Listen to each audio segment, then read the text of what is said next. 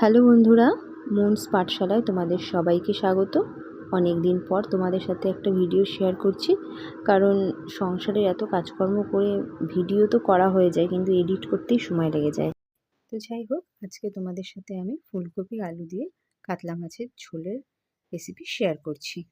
তো প্রথমেই মাছগুলোকে আমি ভালোভাবে ধুয়ে নিয়েছি, পরিষ্কার করে ধুয়ে নিয়েছি।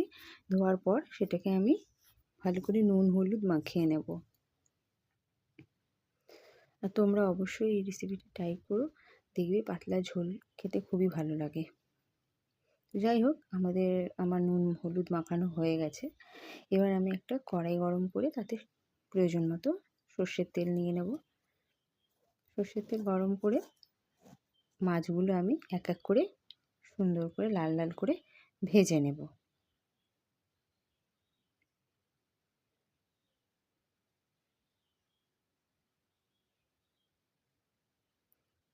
এবার মাছটাকে আমি উল্টে দেব।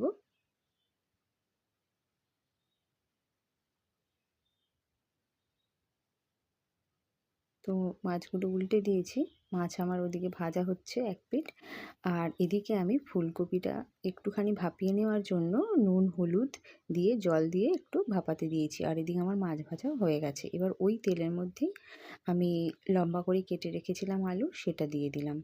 আর আলুটা কিন্তু খুব কড়া লাল হবে না, হালকা একটু কালার ধরলেই তুলে দিতে হবে। তারপরে আমি ভাপানো ফুলকপিটা জল ঝরিয়ে নিয়েছিলাম, দিয়ে এবার আমি ওটাকে একটু সুন্দর করে ভেজে নেব, কারণ এমনি নরম হয়ে গেছে। একটু ফ্লেমটা হাই করে ভাজলেই ভালো হয়, কারণ সেদ্ধ তো হয়েই গেছে, শুধু জাস্ট একটু ভাজতে হবে, না ভাজলে ভালো লাগবে না। আর ফুলকপিতে প্রচুর তেল টানে, তাই জন্য আর একটু তেলের দরকার, তাই আমি আর একটু তেল দিয়ে দিলাম। এবার আমি জিরে, কাঁচা লঙ্কা আর রাঁধুনি ফোড়ন দিয়ে দিলাম। রাঁধুনিটা কিন্তু তোমরা অবশ্যই দেবে, রাঁধুনির জন্যই ঝোলটা আরও সুন্দর টেস্ট হয়, আর গন্ধটা এত ভালো লাগে সে তোমাদের মানে যা রান্না করলেই বুঝতে পারবে।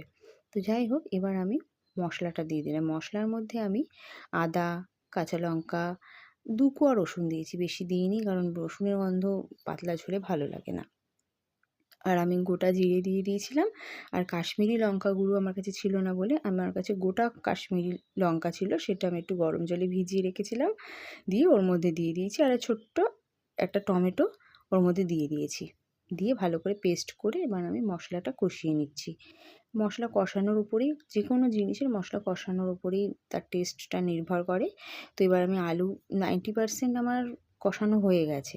তো সেই মুহূর্তে তারপরে আমি আলুটা দিয়ে একটুখানি আবার জল দিয়ে ভালো করে কষিয়ে নিচ্ছি। জাস্ট উপরটা ভাজা হয়েছিল, এবার একটু ভেতরটা সেদ্ধ হয়ে যাবে আলুটা।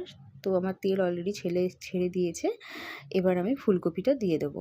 ফুলকপিটা আগে দিলে কি হতো, সেদ্ধ তো হওয়াই, ভাজাও হওয়া, আরও নাড়তে নাড়তে পুরো গলে যেত।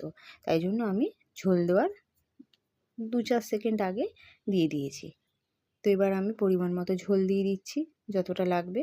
আমরা তো ফ্যামিলিতে 3 জন, হাজব্যান্ড তো রাতে খাবে, তাই আমি আর আমার মেয়ে খাওয়ার পর যেটুকু ঝোল দরকার হাজব্যান্ডের, সেই অনুযায়ী 3 জনের মতো ঝোল নিয়ে নিয়েছি।